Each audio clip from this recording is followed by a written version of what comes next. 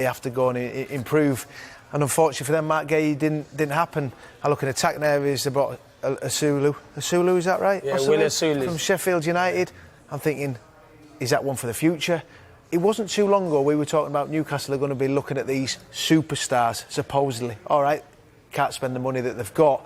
But I just think it's been a really hard window for Eddie Howe. Is that even more pertinent given what we saw from them last season with those injuries? Because that's what you said. Everyone's going, they're one of the richest football clubs on the planet, but they're not allowed to spend the money because of the parameters of move. If you're a Newcastle United fan, you're going, well, you've already seen what's happened when we were down to the bare bones. So why haven't we told it? Well, they obviously haven't, for whatever reason, been able to do that. And it's surprising that you look at, even in midweek, I covered them in the Carabao Cup. Nottingham Forest made more changes than what Newcastle could make because the squad isn't big enough. Yes, they've been dealt loads of injuries, but the recruitment they've brought in, I mean, Lloyd Kelly on a free, it's a good signing.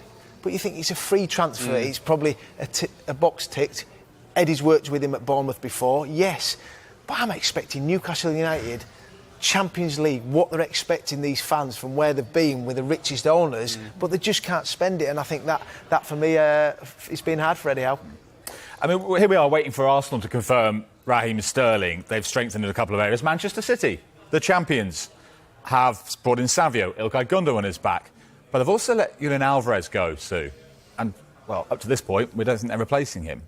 Could that come back to bite them?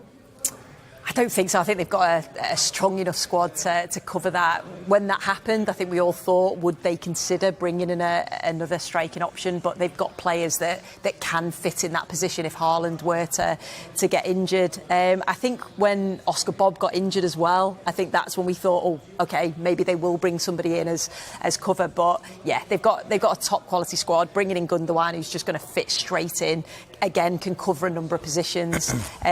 Just when you think that Manchester City might be weaker, I think we've done this before, haven't we? They've lost a player. They never are. They never are. Yeah. And across the city at Manchester United, David, 𝐆&𝐃𝐒𝐏𝐒 confirmed tonight, 50 million or so from PSG. They've targeted various areas across the pitch, actually up the spine, new centre-backs, de Ligt and co, a new striker in Xerxes as well. Are Manchester United back? Not to the levels of, I'd say, a Man City or an Arsenal, but that's not exactly the worst comparison because they are, Man City in particular, their universe is ahead, aren't they, with the way that they've gone about it. And Sue talks about their recruitment. Very rarely do they miss a player that's gone out the door, regardless of how good that player actually is. With United, like you said, the spine was something that needed to be addressed. They seemingly have done that.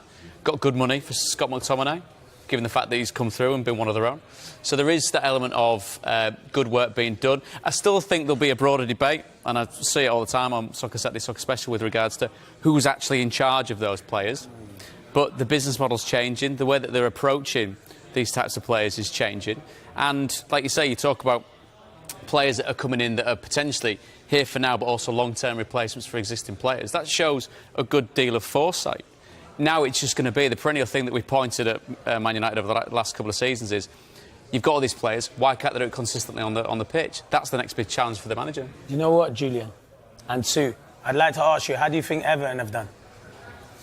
Do you want me to say that? Go on, Sue. I'd rather you did. I think that the most positive thing is keeping hold of Branthwaite, keeping hold of Dominic Calvert-Lewin. The players that they've brought in, I think when they get used, hopefully that will, help them in the league. So, of course, I think as Everton fans, we always want players through the door, want additions, enhance the squad.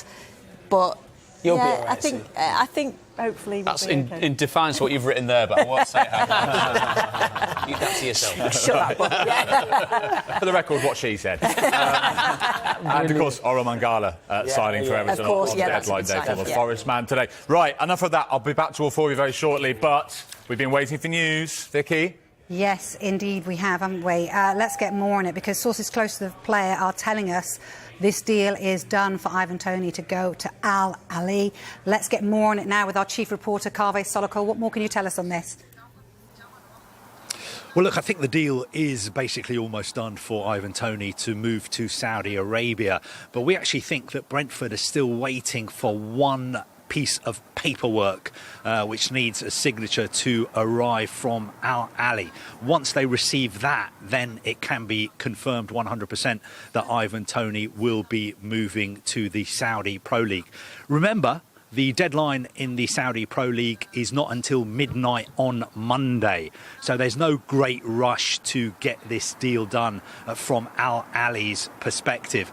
I think it's a little bit disappointing that Ivan Toney is leaving the Premier League. I was looking forward to seeing a couple more of his no-look penalties this season here in England, but I guess that is now something that Saudi football fans can appreciate, because it looks almost certain that Ivan Toney will be moving from Brentford to Jeddah, where I'm sure he will be earning a very, very significant tax-free wage.